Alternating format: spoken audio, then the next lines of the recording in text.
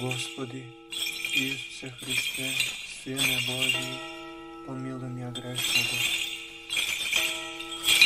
Ім'я на Отця і Сина і Святого Духа. Амінь. Возлюбені во Христа Бога, браті і сестри, нека ни е честита и благословена новата црковна година.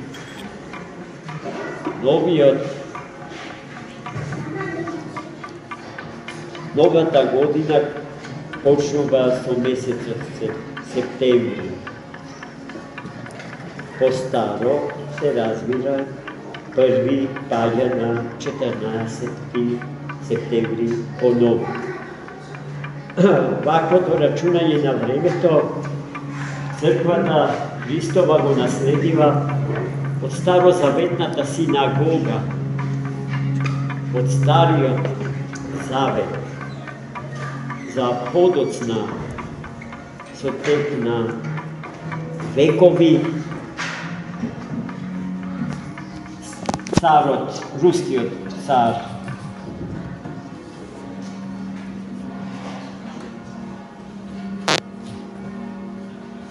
Петар Велики, да го прифати тогаш современото европско рачунање на времето, според кое што празнувањето на новата календарска година започнува на 1 јануари. Значи, до 17 век сите ние сме живееле според календарот што денеска го славиме. А од 17 век навака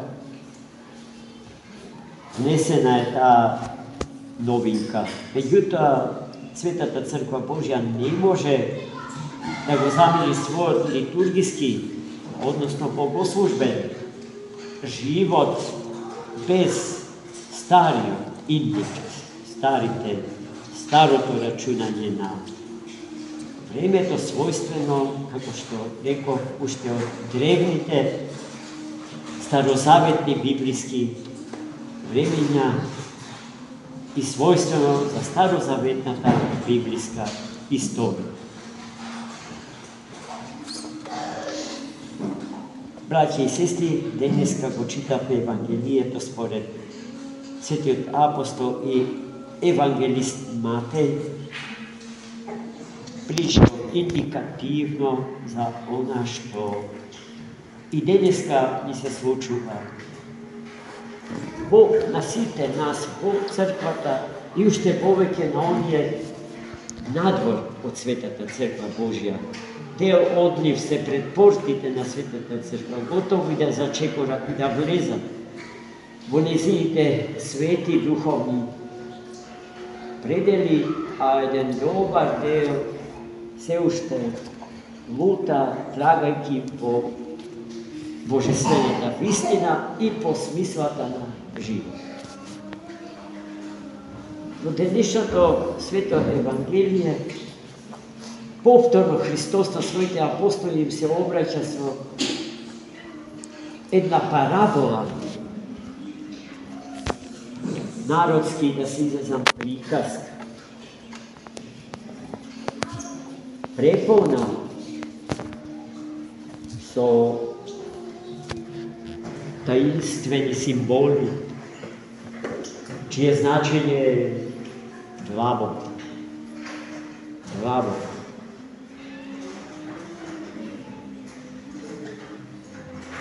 Станува збор за цар, мокен, силен, кој што спрема свадба за својот син. За таа цел спрема раскошна трпеза и има избран гости. До гостите не сакаат да дојдат. Свадбената вода никако да се наполни. Потоа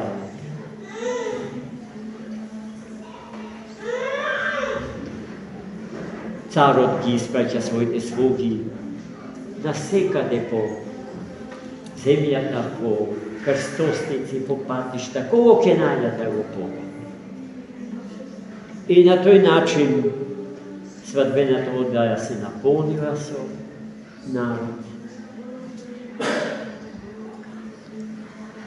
Влегол Господарот, ја видел свадбената просторија преполна со луѓе, сите достојно облечени за таа пригода, восвечени свадбени руба, освен еден, кој што бил облечен во дреи, нечист балкан, искина. Царот бил зачуден како воопшто успеал тој човек да влезе во таа просторија. И наредил веднаш да го тргнат и да го затворат. Таква е приказка. За нас, обичните луѓе, разбирлива, напати чудна. Али зад секој збор, реков, се крие подлабока содржина или скриена содржина, а скриената содржина е духовното значење на зборовите цар, слуги, свадба, трпеза. Вие ги препознавате всушност во нив Бога, црквата, Светата Евхаристија, народот Божи, оние кои што постат, се молат, се исповедаат, живеат во покаяние, се тие што се обрекне во свадбено руво и заседнале да се хранат со Бога. Еден меѓу нив е едниот кој што не сака да живее во покаяние, не сака да ги почитува законите Божи, нечист од гревот свој, а гревот има својство да предизвика инфекција врз другите околу себе, доколку тие не се доволно внимателни. И сето тоа, не сум вешт во раскажувањето на параболи, простете ми, со скокање, елиптично ја прераскажав евангелската парабола, но тоа што нас сите повеќе од се ме интересира се последните зборови што Христос како коментар за раскажаната приказка им го кажува на своите апостоли. Мнозина се повикани, а малцина се избрани. Да се сетиме дека Господарот, царот, на два пати испраќал слуги да ги покане луѓето за кои што сметал дека му се соработници, блиски, луѓе од доверба. И тие и во првиот и во вториот случај го одбиле повикот на својот Господар, правдајќи се со секакви годе обврски во својот ежедневен живот. И царот со нив царски постапил. Не сакал повеќе да има работа со луѓе во кои што не може да има довер. И потоа во третиот обид ги испратил своите слуги кого ќе го видат по патиштата, на секаде да го поканат на свадба. Че во таа смисла Христос сега го дава толкувањето, скриеното значење на таа приказка. Мнозина се повикани, а малцина избрани. Сите Господарот ги повика, но не сите одговорија на повик. Тоа е најважното, да го знаеме и ние. Нема меѓу луѓето на планетава Земја некој кој што може да каже, па јас не сум повик.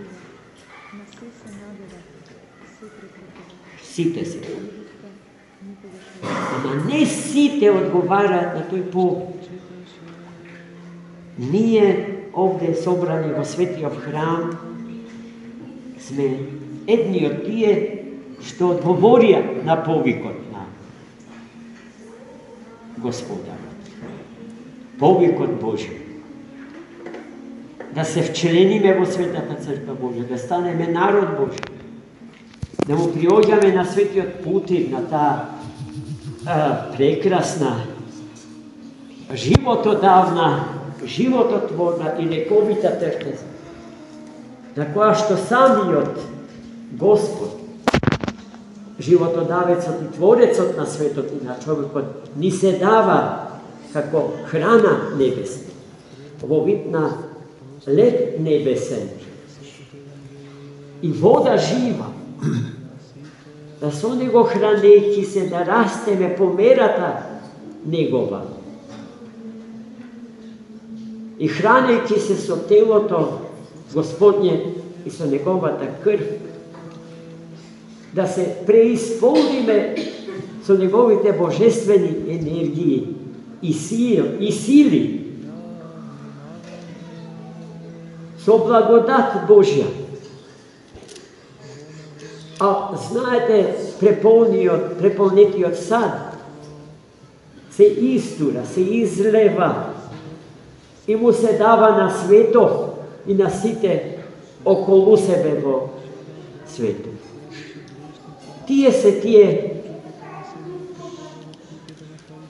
малкумина избрани.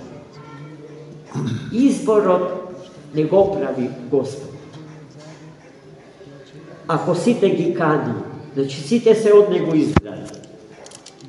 Но ако не сите можат да се спасат, јасно е дека не сите повикот Божи го прифаќа.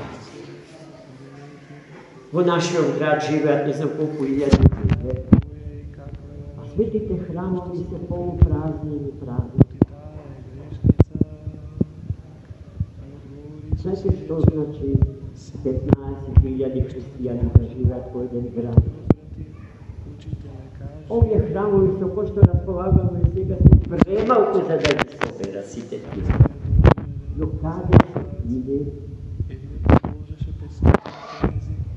И гледајте се, ние малкутемина собрани околу Христа Господа, действуваме во овој свет онака како што солта действува во храната и онака како што квасецот действува во хлебот. Како действува солта во храната? И го определува вкусот и ја штити од расипување. Како действува квасецот? Така што го нараснува тестото, го умножува.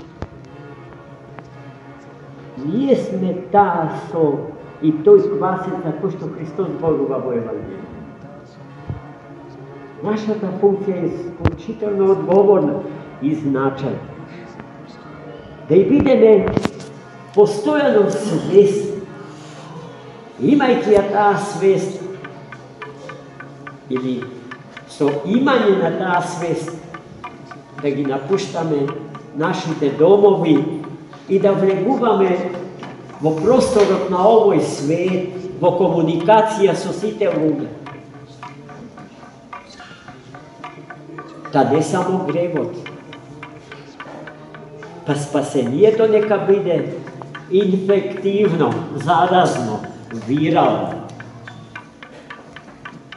Всеко е добро.